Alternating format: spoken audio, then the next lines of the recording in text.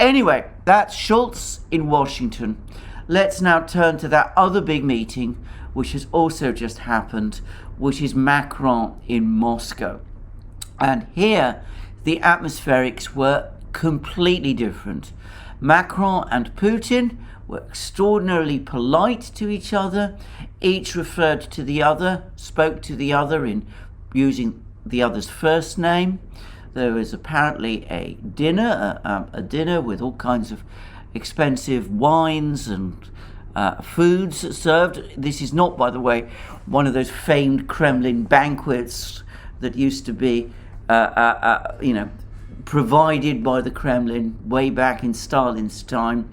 It was a much more small dinner involving Putin and his officials and Macron and his entourage, but nonetheless it was a sign of courtesy and friendship extended to Macron. So the atmosphere was completely different.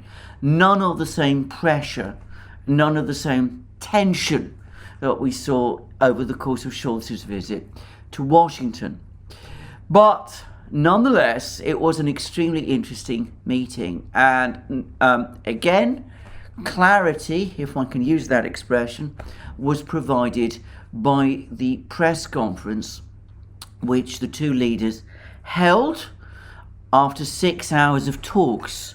So both of them must at this point have been pretty exhausted after a long day of talks, but they nonetheless came along and they had a press conference. And it is one of the most fascinating press conferences I have ever read a transcript of, because it's a case of one leader, Putin, talking with utter clarity, utter straightforwardness, setting his and Russia's positions on a host of international matters, and Macron, by contrast, engaging in elaborate and tortuous comments, making it fairly obvious to those who understand what his ultimate thinking is, but also obliged to give constant deference to the Western position, a Western position and an American position, which one senses that deep down he doesn't agree with. I have to say that Macron did it with great skill, and given that he did it after 6 hours of talks, it does show both a high degree of physical stamina and of mental energy that he was able to get through that press conference and never, so far as I can see, make a single gaffe or a single mistake. The contrast with another president who occupies the White House could not be starker. Anyway, let's get on to the press conference itself, and let's see what subsequently followed from it. Now, I said at the outset that Putin set out the Russian position with utter clarity, and he did it both in answer to questions and in his introductory comments. And he did it in a way, by the way, which shows that he, Putin, and the Russians are not giving an inch. They continue to make the demands, both in terms of security guarantees and in terms of the conflict in Ukraine, which they have always made, and they're not prepared to shift from those positions at all. And it was actually very interesting to read what Putin said, and of course this conveys clearly, as I said, the utter clarity and firmness of the Russian position. And we have comments like Putin from this. We continue to exchange views on the proposals regarding long-term, legally binding security guarantees, which Russia has made to the United States and NATO. I would like to remind everyone that these proposals include 3 points. NATO's non-expansion, non-deployment of offensive weapon systems near the Russian border, and the return of the bloc's European capabilities and infrastructure to the 1997 level when the NATO-Russia Founding Act was signed. Regrettably, the replies from the United States and NATO, which we received on January 26th, disregard these concerns of fundamental importance to us. Now, I've done a very long video, and I want to say immediately that whilst the NATO response, the NATO replies, not only disregard the Russian demands, but treat them with extraordinary disrespect, the US replies are actually more accommodating at this point than Putin wants us to think. And that's because Putin wants to make it completely clear to the Americans and to the world that Russia is not modifying or compromising on its position. If the Americans are making moves, very gradual, very incremental moves more so far in the form of language than of substance, well, that's not something he's going to reward the Americans for. He's going to stick to his position and until the Americans move a lot further than they have done up to now. Anyway, to continue. Moreover, our Western partners once again said that all states have a right to freely choose their security arrangements and to enter into any military blocs and alliances. We never question this principle. On the one hand, it is also obvious that these blocs and alliances have no obligation to admit any country that wishes to join them. The open door policy, which we have discussed with many of our partners, including with President Macron today, is very liberal. We believe that only the United States and possibly several other NATO members are benefiting from this interpretation of the fundamental principle of equal and indivisible security, which has been set down on many European documents and includes, as we all know, a pledge not to strengthen one's security at the expense of the security of other states. The reference to the open door policy, which I have mentioned, is questionable as well.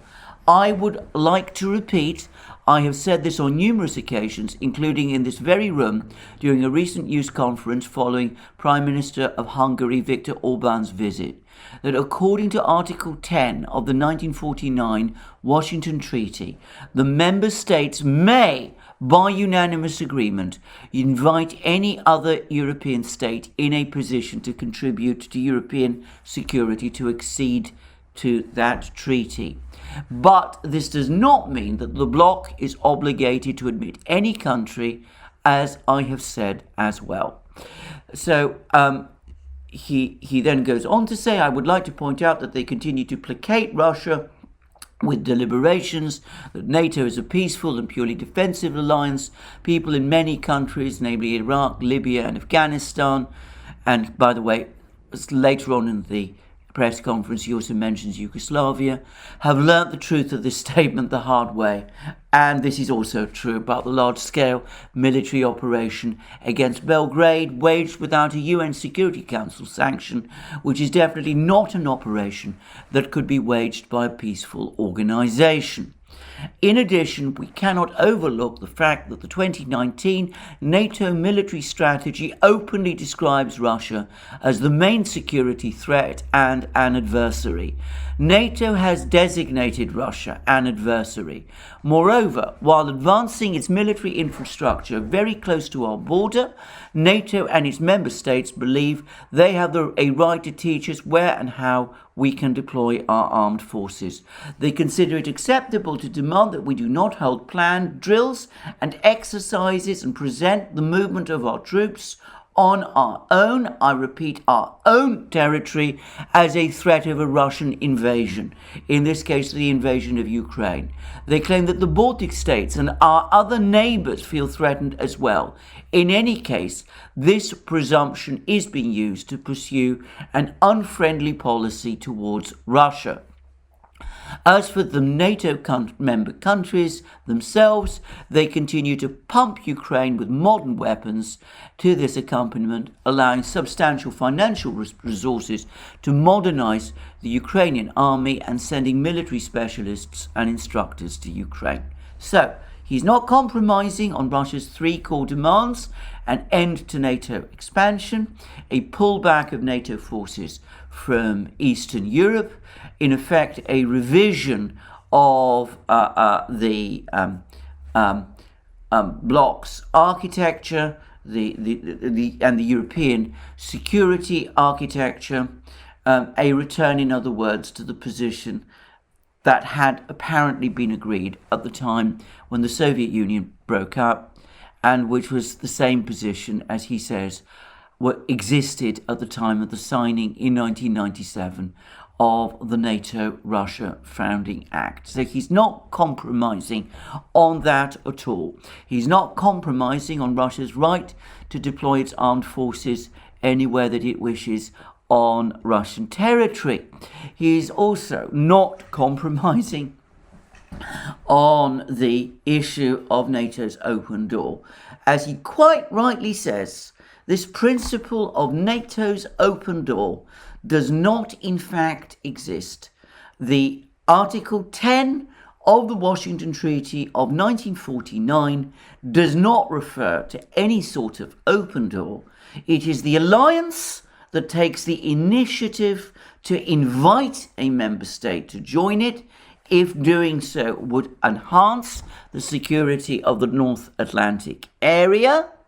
There is no provision in Article 10 of the Washington Treaty that says that a country has a right to join NATO, a right to apply to NATO for membership, or a right to be granted membership by NATO. So this open door policy is a fiction.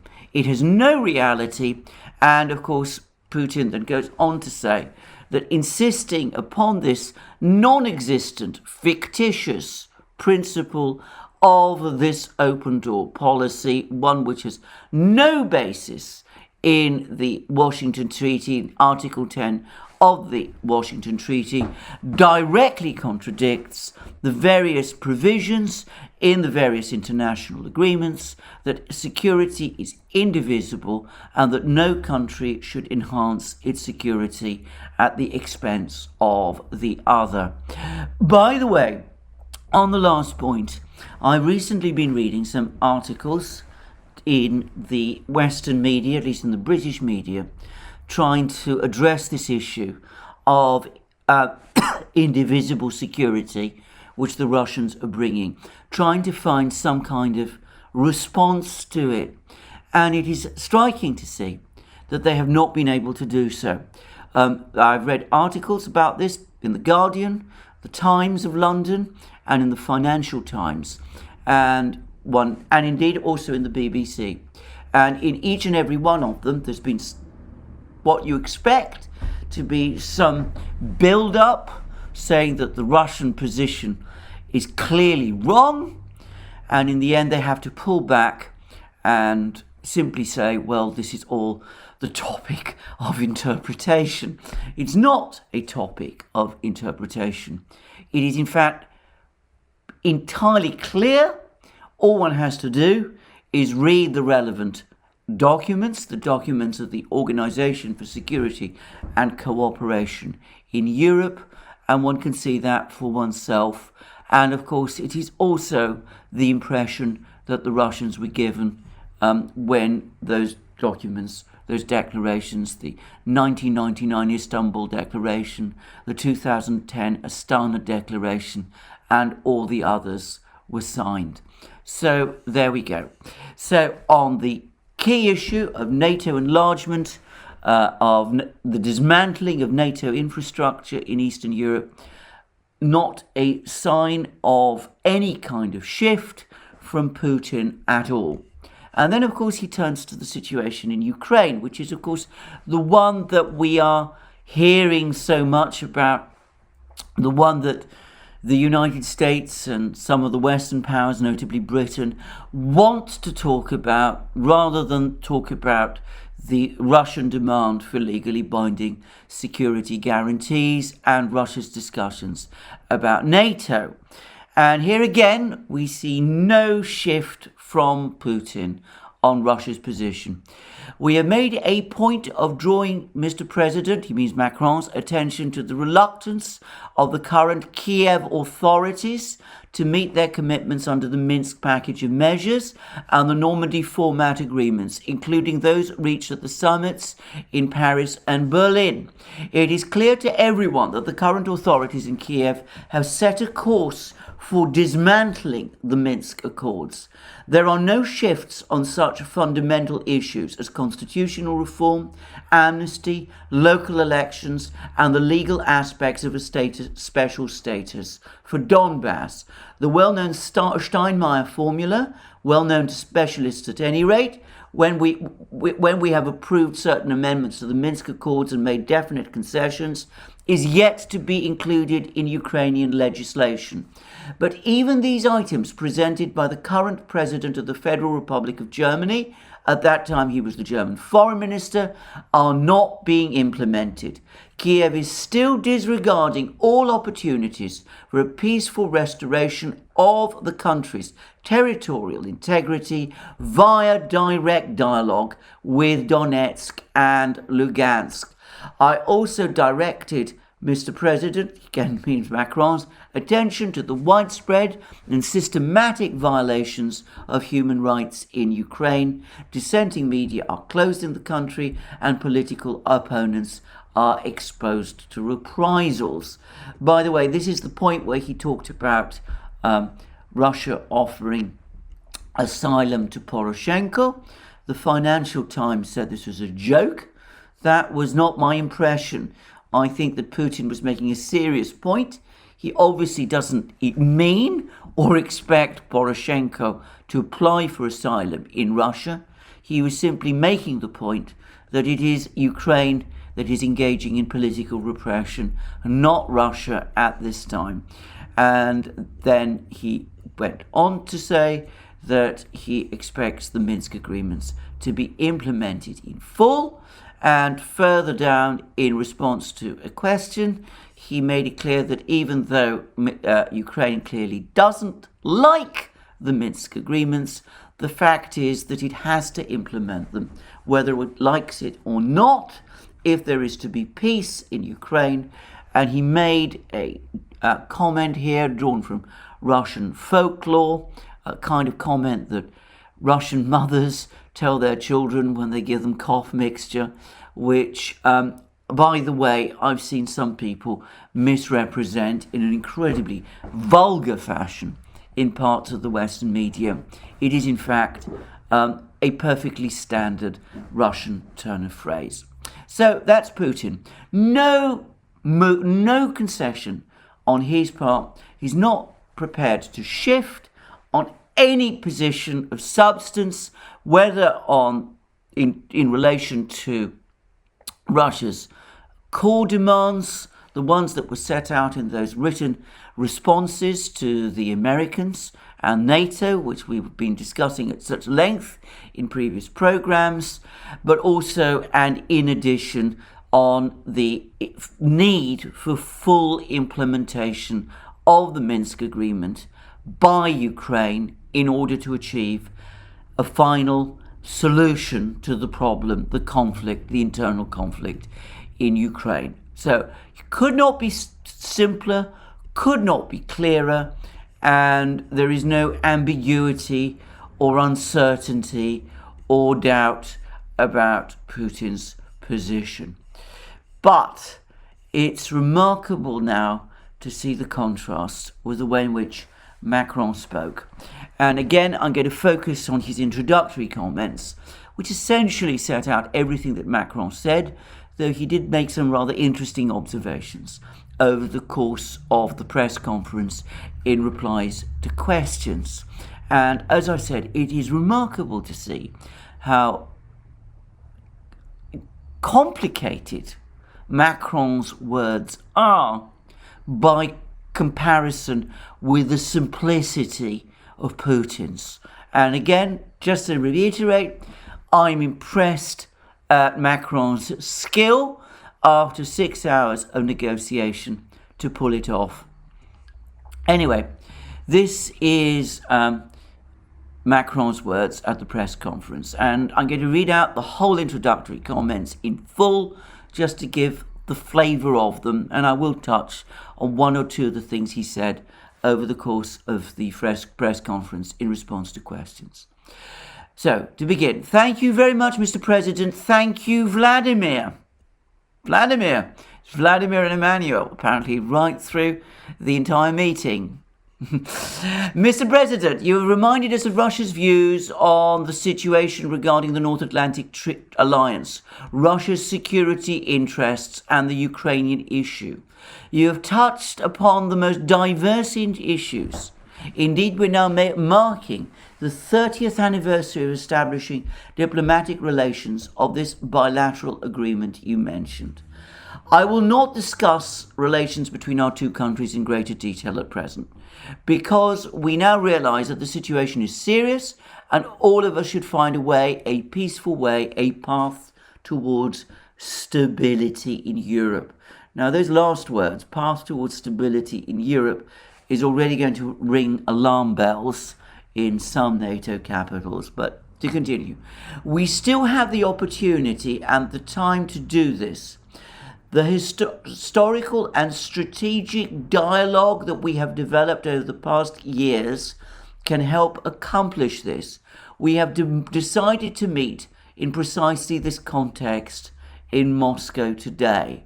So it's a substantive discussion about achieving stability in Europe being undertaken by Russia and France. As I said already, a situation, which is going to cause alarm bells in some NATO capitals and in NATO headquarters to ring. We held very substantial to-the-point talks. We focused on current areas of tension and on options for de-escalation to facilitate stability and security on our continent. Mr. President, you have reminded us of Russia's views on the situation regarding the North Atlantic Alliance, Russia's security interests, and the security Ukrainian issue. You have touched upon the most diverse issues. We can see that you have a very strong position, which does not always coincide with the European and Western position. It is necessary to underscore this. We have different views, and we need to understand and accept this. We discussed this in great detail. I believe in Europe and European unity, and this is a fundamental matter. Notice the extremely respectful way in which Macron is addressing Putin. He says, you've explained your position. It's a very strong position. We don't always agree, but we need to discuss this in the interests of Europe. We need to discuss our differences with each other. And then he goes on to come to perhaps more substantive points. It is true that NATO's open door policy, which is very important, it is an existential matter, was adopted regarding, say, Sweden and Finland. It would be very difficult to tell them that NATO plans to change its stand. Actually, it'd be very easy, but never mind. However, we need to consider the issues you have mentioned. The series of misunderstandings and traumatic events that took place over the past 30 years, and the need to create new security and stability mechanisms in the region. At the same time, I do not think that the creation of these new mechanisms implies a partial revision of the treaties signed over the past 30 years and our fundamental principles, or a restriction of the rights of some European countries that are not parties to the existing treaties.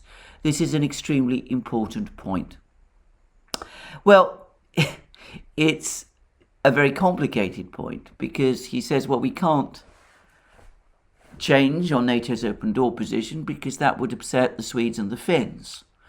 But notice that he doesn't say anything about the Ukrainians. And it is, of course, Ukraine that is the key point of issue.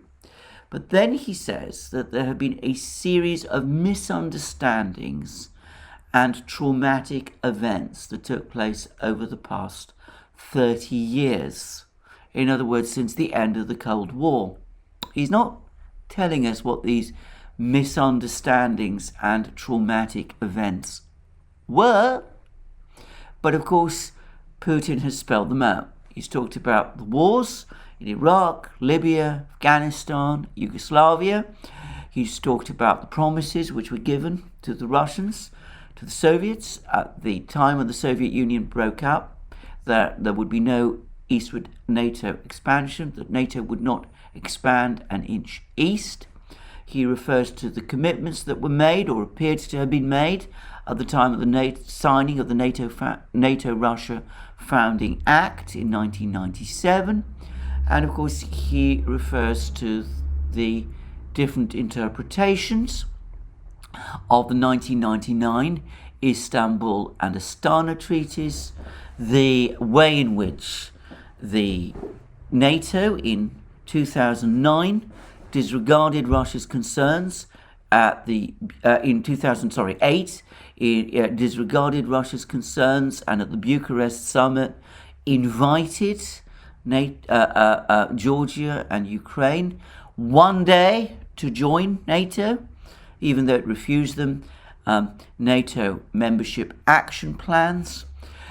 He's also obviously referring to the 2008 Russia-Georgia war, which followed the Georgian attack on South Ossetia. And he's referring also to the various color revolutions that have taken place in various former Soviet republics, including, of course, in Ukraine itself in 2014. Doesn't want to spell these out because, of course, doing so would annoy the Americans and the British and the Poles and all sorts of other people. But clearly, this is what he's referring to. And he talks about the need to create new mechanisms, whilst at the same time saying that this does not require revision of existing treaties. Well, that might sound like saying, well, we're going to keep the existing treaties as they are, but of course Macron knows perfectly well that the Russians aren't asking for any change to the existing treaties. They're not saying, for example, that countries like Bulgaria, which joined NATO after 1997, should be forced to leave NATO. So they're not actually saying that the treaties need to be amended or revised. What the Russians are actually saying is that the treaties need to be implemented, only implemented according to Moscow's interpretation. And Macron actually, by these words, appears to hint that he actually agrees with the Russians about this. He talks about new security and stability mechanisms which would be consistent with the existing treaties, which is essentially the same thing as the Russians are saying. Maybe he's not prepared to go all the way that the Russians are. Maybe he's not prepared to agree to the kind of treaties that the Russians have proposed in draft, but he's coming very, very close to saying that the Russians deserve to get what they are asking for, and that this is, in fact, consistent with the existing treaties and will secure stability in Europe. And then he goes on to say, having said all this, we nevertheless tried to find points where our positions coincided so as to make headway on them in the near future. Firstly, it is necessary to work very quickly to avoid any escalation. Tensions continue to rise today, and this exacerbates the risk of destabilization. This is not in anyone's interests. So he wants destabilization, But note he's not saying here that the Russians need to take any steps to achieve that de-escalation. And who then is supposed to take the steps to achieve that de-escalation? Well, as we're going to discover shortly, it is in fact the Ukrainians. But anyway, to press on. Neither Russia nor the Europeans want chaos and instability now that people on the continent have sustained such heavy economic and social losses from the pandemic and want recovery and tranquility. That is why we need to come to an agreement on practical stabilization and de-escalation measures. So, again, what that says is, well, sanctions might be tough for the Russians. They'll be extremely tough for us as well. So let's do everything we possibly can to avoid getting into that position. We have discussed this together. This should be reaffirmed within the next few days or weeks. The result will depend on the talks and consultations with the United States, NATO and the Europeans, as well as the outcome of my meeting with President Zelensky tomorrow. I would like to note that President Putin said that he's ready to follow this logic and help maintain the balance in these initiatives, including the issue of Ukraine's sovereignty and territorial integrity. Well, what does that actually mean? President Putin said he's ready to follow the logic and help maintain the balance in these initiatives. Well, I presume what it means is that the Russians, Putin, have said to Macron, they've no doubt reassured him in private, yes, we have no intention of invading Ukraine. They've been saying that in public. They're no doubt very happy to say that to Macron in private too. But I suspect they gave Macron rather more substantive reassurances than just that. There's rumours, which the Russians are not confirming, that Putin told Macron, for example, that the Russian troops, which are currently in Belarus, conducting exercises there, will return to their permanent bases in Russia once those exercises are over, and things of that kind. So I'm sure there have been more substantive reassurances given.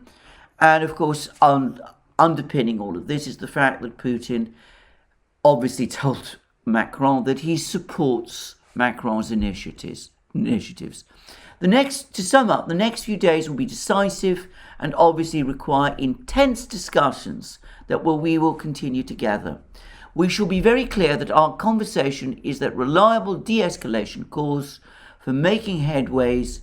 Very clear from our conversations is that reliable de-escalation calls for making headway on fundamental matters.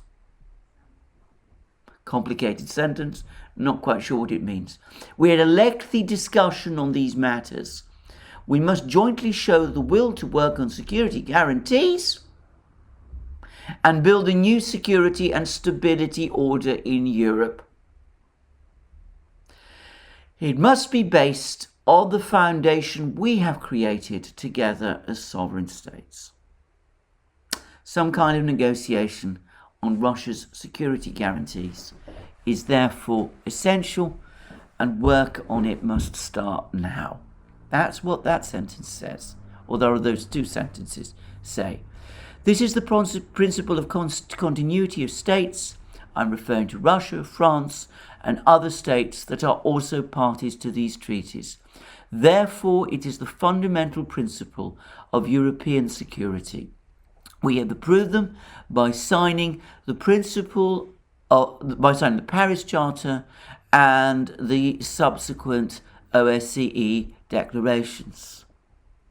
That means the 1999 Istanbul Declaration and the 2010 Astana Declaration. He recognises their validity. Doesn't mention them by name because, again, that might cause some ructions with the Americans, but clearly he agrees with the Russian interpretations of them. And then he goes on to say, I am referring to the principle of the territorial integrity of states, the threat to use or use of force, inviolability of frontiers, non-interference in internal affairs, as well as violations of international law, human rights and basic freedoms. So he's qualifying it. He says, yeah, actually, I do agree with you on the 1999 Istanbul and 2010 Astana declarations. But when he goes on to gloss it, he is careful to leave out the point about indivisible security, which the Russians are harping on. He clearly agrees with the Russians about this, but he understands that if he were to say it outright, there would be great anger in London and Washington, not to mention Warsaw and Kiev.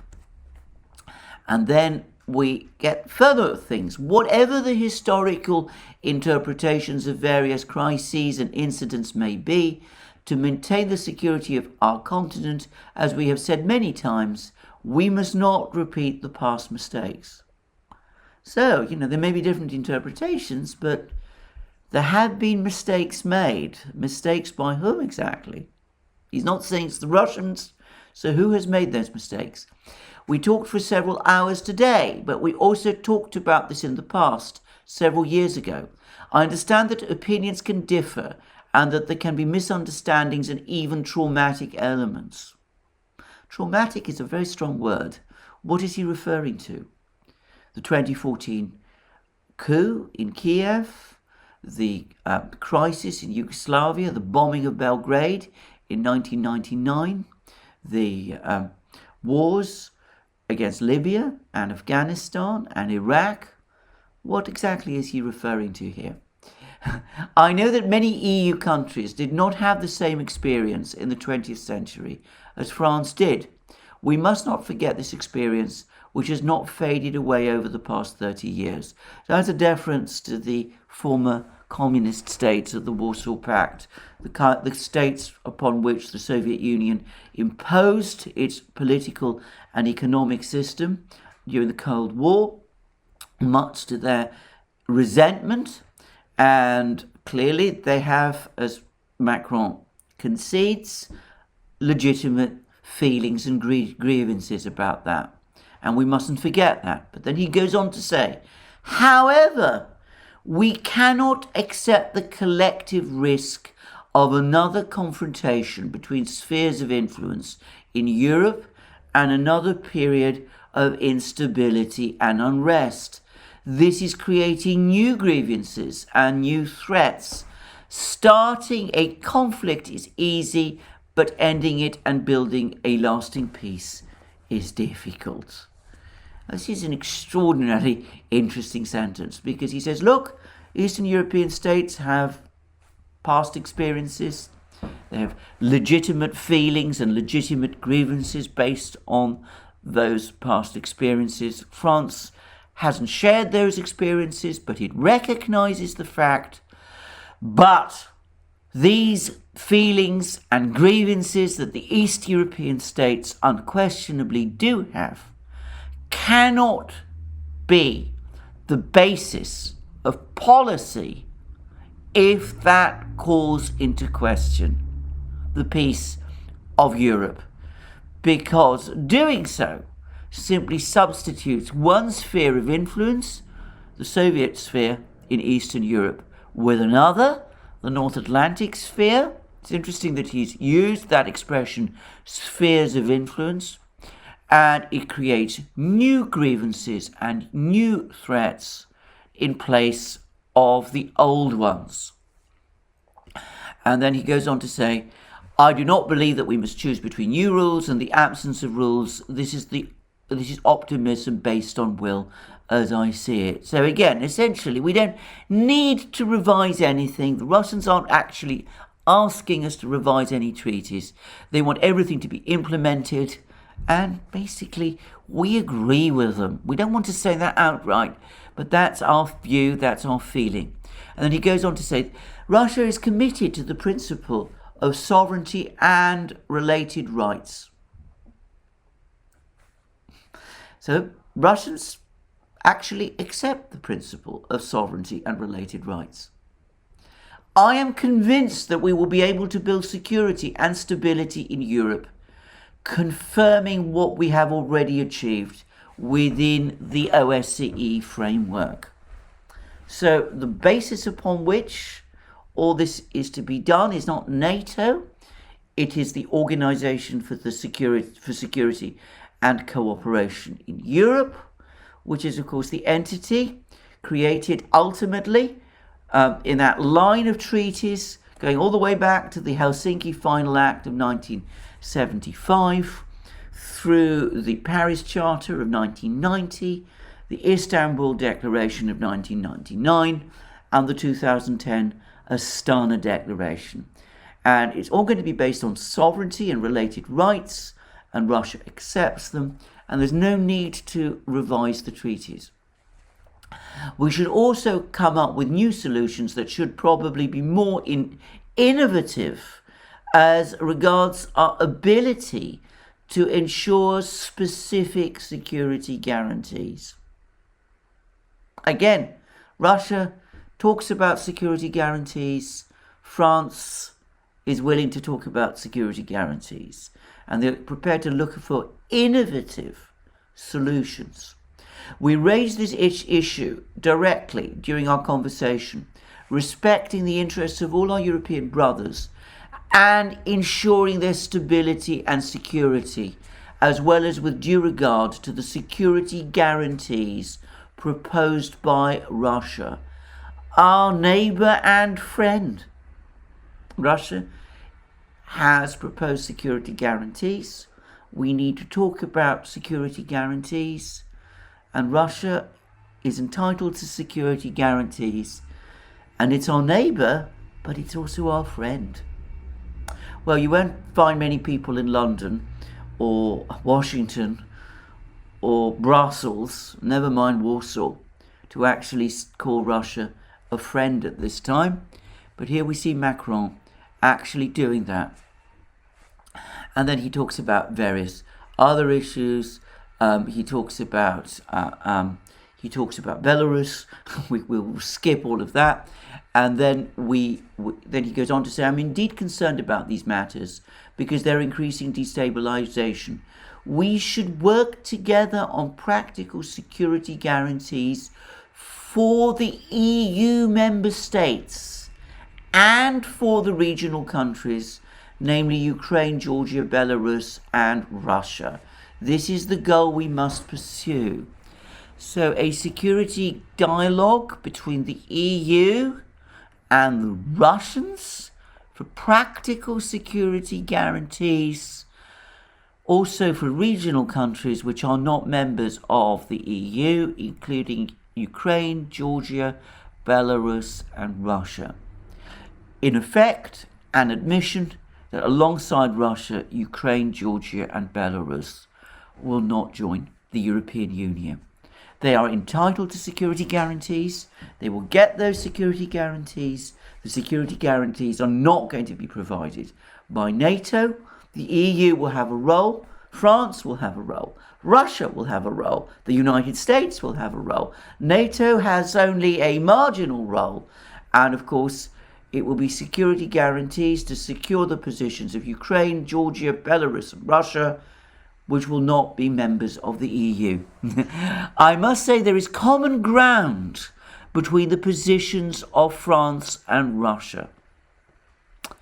You were the ones to start consultations with NATO and the United States, and now we will have to have continued detailed talks with all partners in the next few weeks with the express purpose of creating these new peace and security guarantees.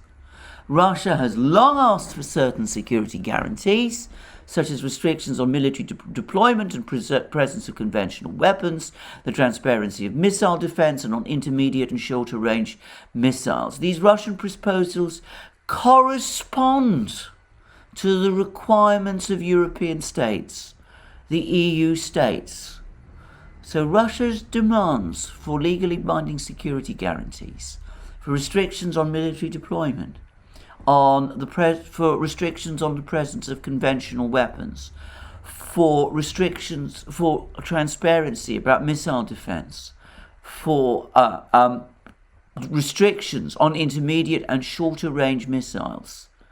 These Russian proposals correspond with the interests, requirements of European states and of the EU.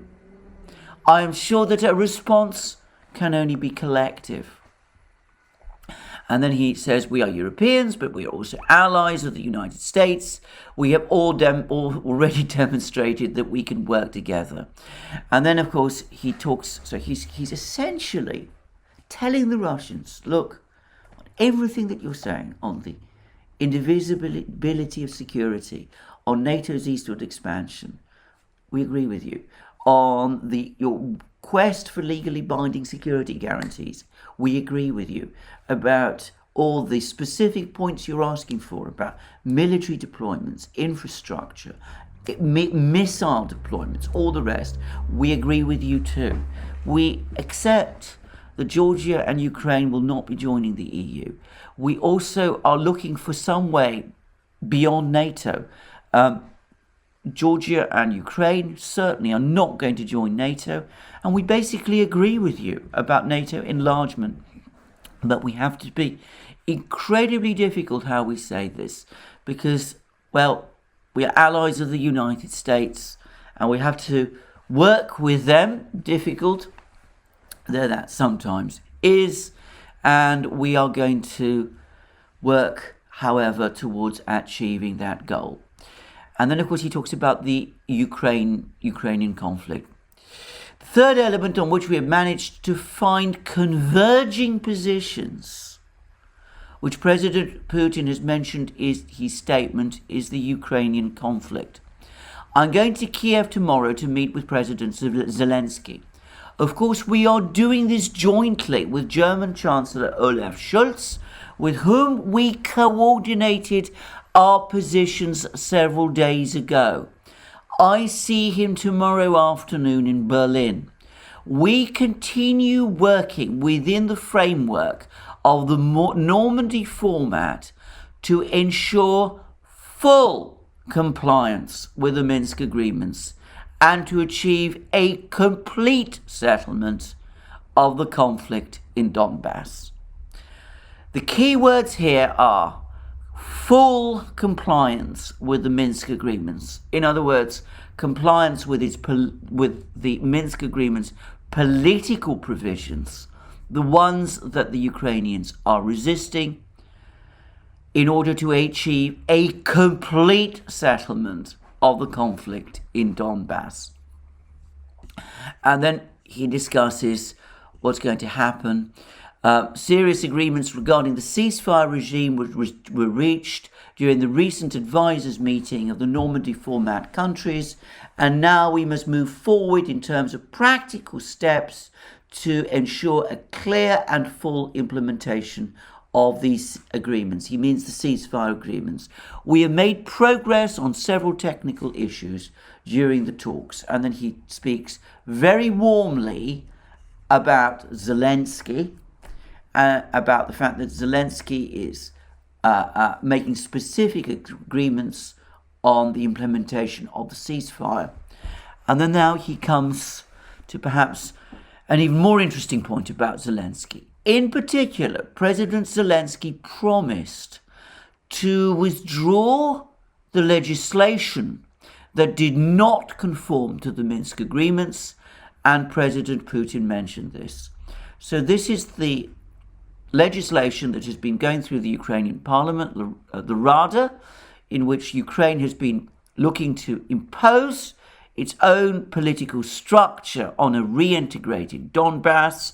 The Russians have been angrily complaining that this is unacceptable, that this legislation contradicts the Minsk agreement, which requires the political structures of the Donbass to be negotiated with the leaders of the Donbass, the leaders of the Donetsk and Lugansk People's Republics.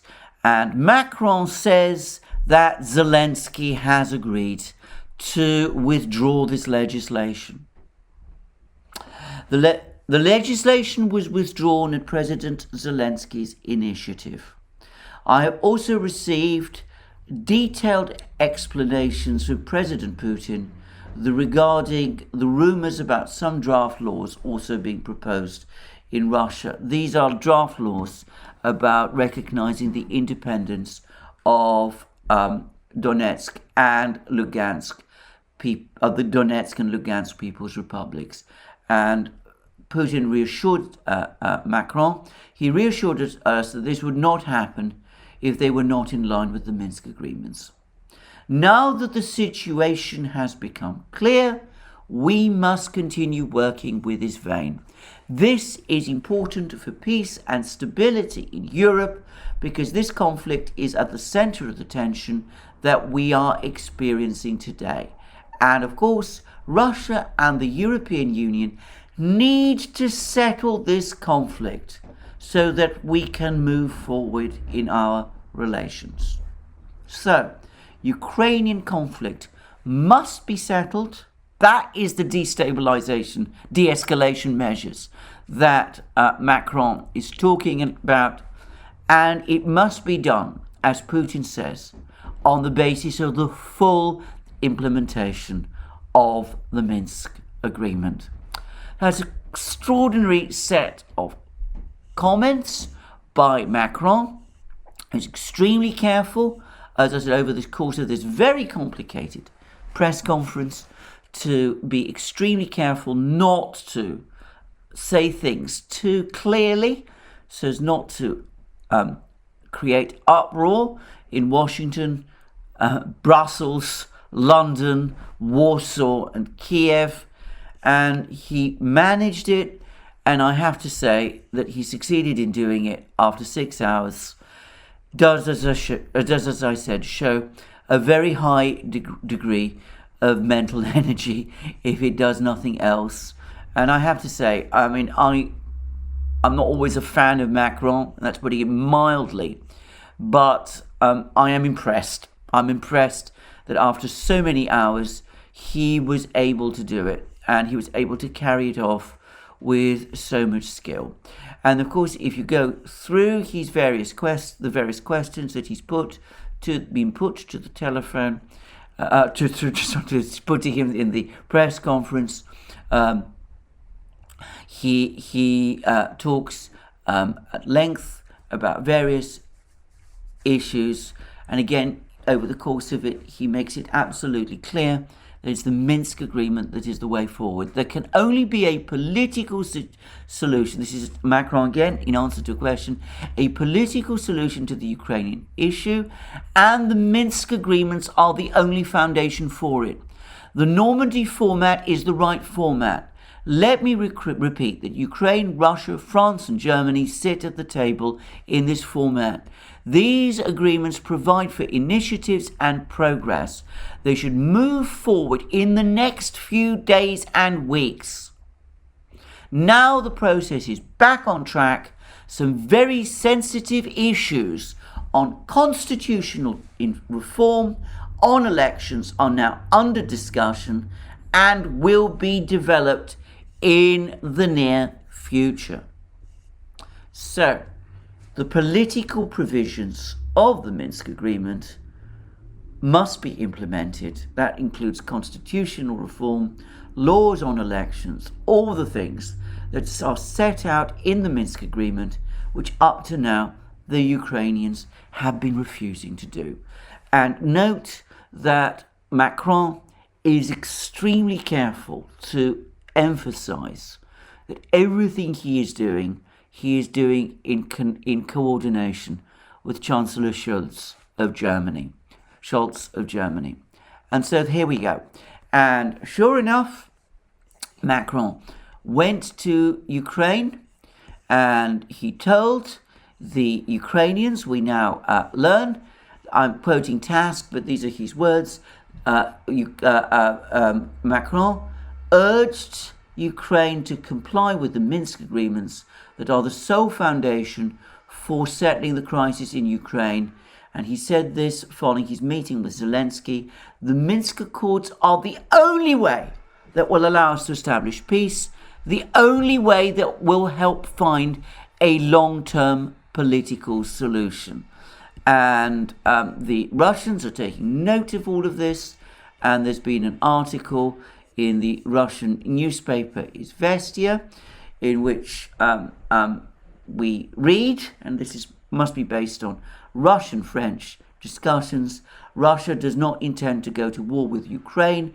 This is the fundamental signal that French President Macron transmitted from Moscow to Kiev, and then it goes on to say that he wants to get the Ukrainians to comply with the Minsk agreement. And Macron now has this mission. He's going to try to persuade the Ukrainians to get Minsk implemented along the lines that have been said and set out in February 2015.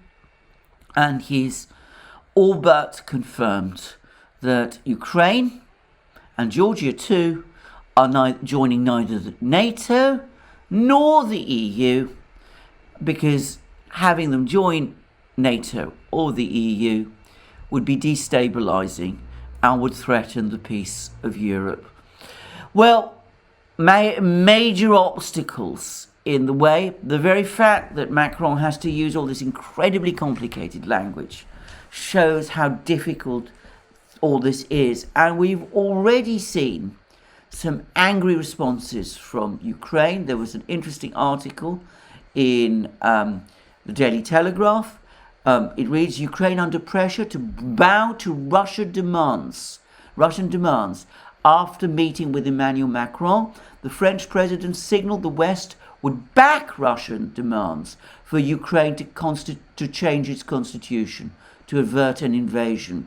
And we go on to read, Ukraine was on Tuesday under pressure to bow to Russian demands to change its constitution after Macron signaled the West would back the move as a path to avert war. And we read further down in the article about how unhappy the Ukrainians would be about this. Ukrainian officials say privately that those provisions would fatally undermine the country's sovereignty by granting the Kremlin a lever to control both foreign and domestic policy, and so unpopular with the public they would trigger the collapse of any government that tried to implement them. But speaking in Kiev alongside Mr. Zelensky on Tuesday, Mr. Macron called the agreement the only path to a sustainable peace. I discussed these questions with President Putin yesterday, and he confirmed his intention to continue implementation of the Minsk agreement.